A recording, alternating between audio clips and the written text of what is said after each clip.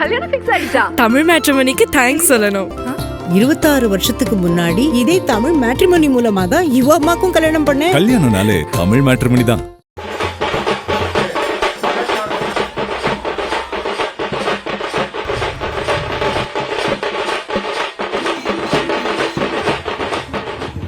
அரசியல் இதுதானா, நடப்பது சரிதானா, கேள்விதான் கேட்க போனா. ஒரு தேர்தல் நின்று ஜெயிக்கணும், எம்எல்ஏ ஆகணும்னா என்னெல்லாம் செய்யணும் தெரியுமா? மக்களுக்கு சேவை செய்யணும், வீடு வீடா போய் ஓட்டு கேட்கணும், என்ன செய்ய போறோம் அப்படின்னு வாக்குறுதி கொடுக்கணும், மக்களுக்கு நம்ம மேல நம்பிக்கை வரணும். அதெல்லாம் எதுவும் தேவை கிடையாது. அப்ப என்ன செஞ்சா ஓட்டு கிடைக்கும்? ஓட்டுக்கு நோட்டு கொடுக்கறதா? அதாவது மக்கள்கிட்ட ஓட்டு வாங்கணும்னா வடை சுடணும், பஜ்ஜி போடணும், தோசை சுடணும், துணி துவைக்கணும், இஸ்திரி போடணும், எல்லாம் செஞ்சா மக்கள் ஓட்டு போடுவாங்களாம். இன்னுமா இந்த உலகம் இப்படி எல்லாம் நம்பிட்டு இருக்கு? அப்படிதான் நடந்திருக்கு. ஒவ்வொன்னா பார்க்கலாம் வாங்க.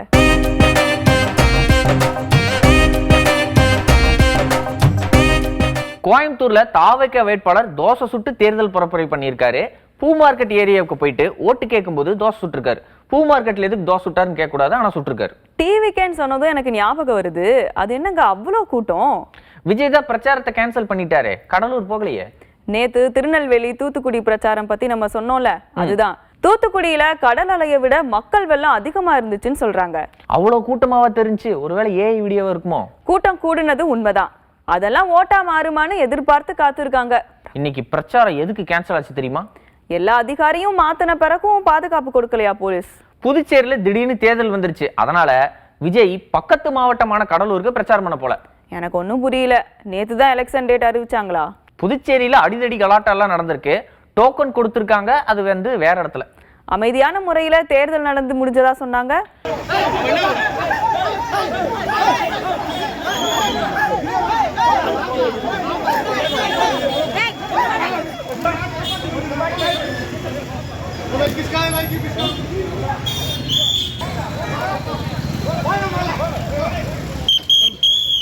சின்னதா நடந்த அடிதடி தானே, பெரிய சண்டையே வரலையே, அதனால அமைதியான முறையில அப்படின்னு சொல்லிக்கலாம். சரி, தோசை கதைக்கு வாங்க. நாமக்கல் தொகுதி அதிமுக வேட்பாளர் வெத்தலைப்பாக்கு வச்சு ஓட்டு போட வாங்க அப்படின்னு அழைப்பு கொடுத்திருக்காரு.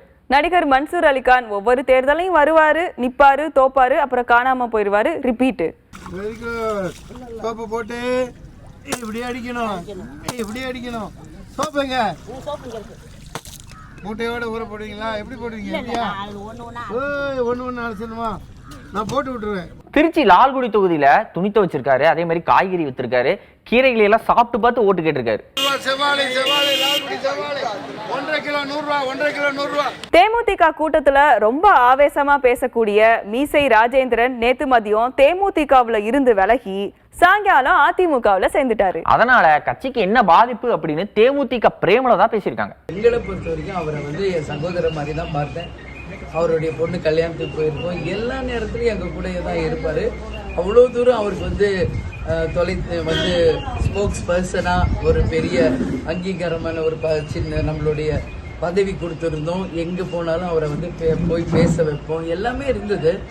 ஒரு சீட்டு கிடைக்கலன்றதுக்காக அவசரப்பட்டு ஒரு முடிவு எடுத்தோம். இது எல்லா கட்சியிலையும் நடக்கிற ஒரு விஷயம். அப்படி பார்த்தா எங்கள் கட்சியில் இதோ பாரு, எங்கள் பக்கத்தில் இருக்கிற மாவட்ட செயலாளர் சிவக்கொழுந்து, இந்த மாவட்டத்தோட மாவட்ட செயலாளர் பார்சாதி, எங்களுடைய சீனியர், சென்னையில் யாருக்குமே சீட்டு இல்லைன்ட்டாங்க. ஸோ இது மாதிரி தேர்தல் நேரம் வரும்போது சகஜம். இது எங்கள் கட்சிக்கு மட்டும் கிடையாதுங்க, அனைத்து கட்சிக்குமே இது சகஜம்தான். அப்படி இருக்கிறப்போ இது ஒரு குறையா சொல்லி கடிதம் கொடுக்கறது அவருடைய பர்சனல் டிசிஷன். அதனால எனக்கு ஒன்றும் இல்லை. பட் என்னை பொறுத்த வரைக்கும் அவர் என்னோட சகோதரர் மாதிரி தான் இந்த நிமிஷம் வரைக்கும் நான் நினைக்கிறேங்க. ஈரோடு பண்ணாரி தொகுதியில பூஜை எல்லாம் முடிச்சிட்டு யாகம் பண்ணி பிரச்சாரத்தை தொடங்கி இருக்காரு அதிமுக வேட்பாளர். அப்படியே கம்பம் தொகுதி பக்கம் போனா தாவேக்க வேட்பாளர் வேற லெவலுங்க. அதாவது அயன் பண்ணியிருக்காரு, அவரே ஒரு இயற்கை விவசாயி, அதனால காய்கறி விற்பனையும் பண்ணியிருக்காரு.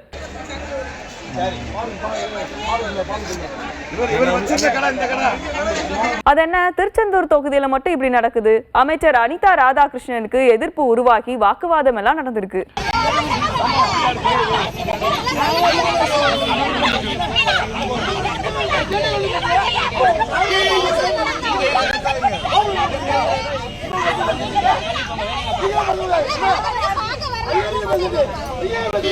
வந்தவாசி தொகுதி திமுக வேட்பாளர் ரெக்க கட்டி பறக்குதையா அண்ணாமலை சைக்கிள் அப்படின்னு சுத்தி வந்திருக்காரு.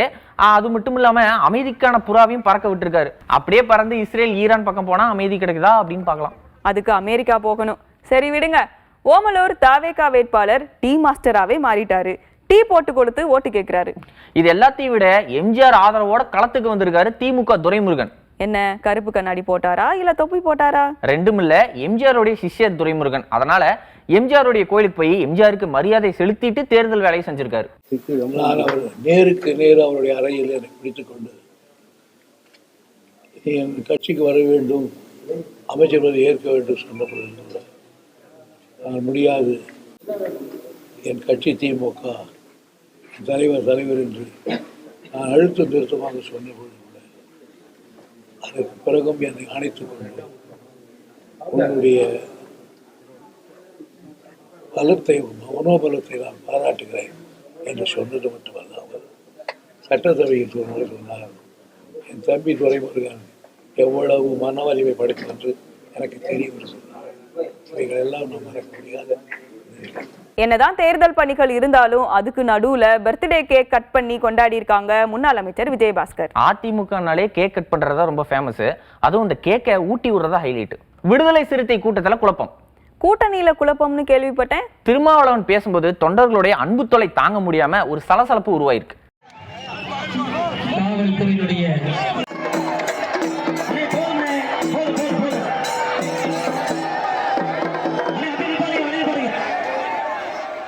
திமுக ஸ்டாலின், அதிமுக பழனிசாமி, நாம் தமிழர் சீமான் எல்லாருமே வெவ்வேறு இடத்துல பிரச்சாரம் பண்ணிருக்காங்க. ஹலோ, சசிகலாவும் தேர்தல் களத்துல தான் இருக்காங்க, மறந்துடாதீங்க.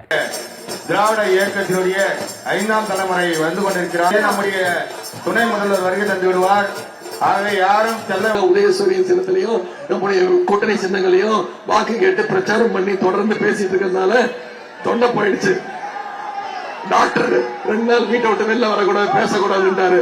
முடியாது, வீட்டுல தான் உட்கார முடியாதுனால தேர்தல் வருது, பிரச்சாரம் பண்ணணும். இன்னொன்னு தெரியுமா, நானும் வேட்பாளர் தெரியுமா, இந்த மாதிரி நானும் வேட்பாளர். 2வது முடியாது, என்ன தொகுதி சேப்பாக்க திருவல்லிக்கேணி தொகுதியில நானும் போட்டி போடுறேன். நான் என் தொகுதிக்கு போய் ஒரே ஒரு நாள் தான் வாக்கு கேட்டேன். ஆனா கொடியை மட்டும்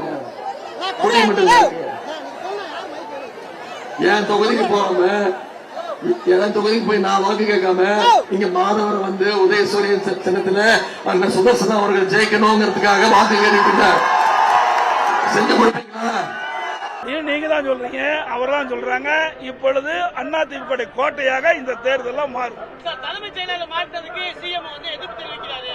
பாஜக ஆளக்கூடிய மாநிலத்துக்கு தலைமைச் செயலாளர் டிஜிபியை மாத்தலாம். 5 வருஷமா காவடி தூக்கிட்டு இருந்தாங்களா, அவையிலே இருக்கணுமா?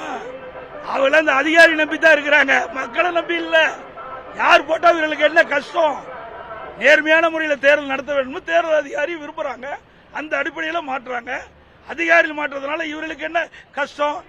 யார் வந்தா நமக்கு என்ன? நமக்கு மக்கள் தான் ஓட்டு போடுறாங்க, வாக்காளர் தான் ஓட்டு போடுறாங்க. அதன் அடிப்படையில் நாங்க யார் அதிகாரி வந்தா நாங்க பாக்குறது இல்ல. திமுக ஆட்சி நடந்ததுல திமுக அதிகாரி தானே இந்த 5 வருஷமா என்ன தாங்க அவெல்லாம் கூச்சா தூக்கிட்டு இருந்தாங்க. ஆக இங்க இருக்கின்ற எதிர்ப்பு, மக்களுடைய எதிர்ப்பு, பல கட்சியுடைய எதிர்ப்பு தேர்தல் அதிகாரிக்கு போயிருக்கு நான் நினைக்கிறேன். அந்த அடிப்படையில் நடுநிலையா தேர்தல் நடத்த வேண்டும் தமிழகத்தில் எண்ணிதான் இந்த மாறுதல் நடக்கும் நான் கருதுறேன். நன்றி, வணக்கம்.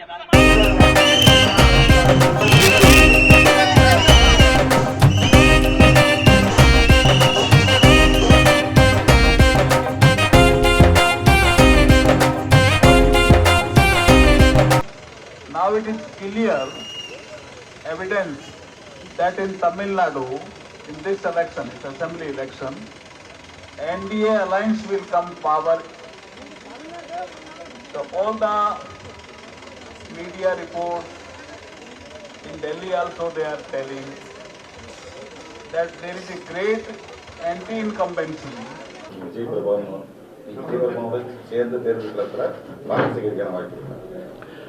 நான் இன்றைக்கி சேகரிச்சிட்டோம்ல, இன்றைக்கி தொடங்கிட்டோம்.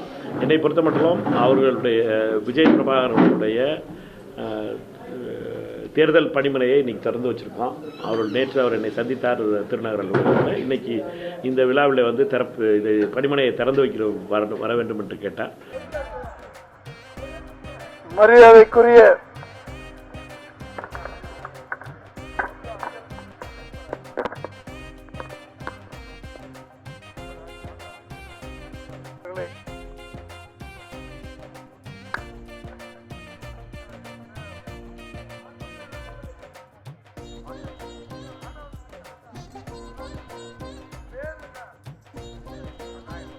ஆட்டோ தொழிற்சங்கத்துடைய தலைவர் தம்பி சகாயா அவர்களே, உன் பேர் ஒன்று சொன்னபோது எல்லாரும் பேரும் சொன்ன மாதிரி வச்சுக்க. எப்பா கோச்சிக்காதீங்க, நீங்கெல்லாம் இல்லைன்னா பேர் எழுதி கொடுங்க. எப்பா போக்குவரத்து கிடைச்சல் பண்ணாதீங்க. நன்றி. இன்னும் பல சுவையான அரசியல் செய்திகளோடு நாளைக்கு உங்களை சந்திக்கிறோம். நன்றி, வணக்கம். அரசியல் இதுதானா, நடப்பது சரிதானா, கேள்விதான் கேட்க போனா.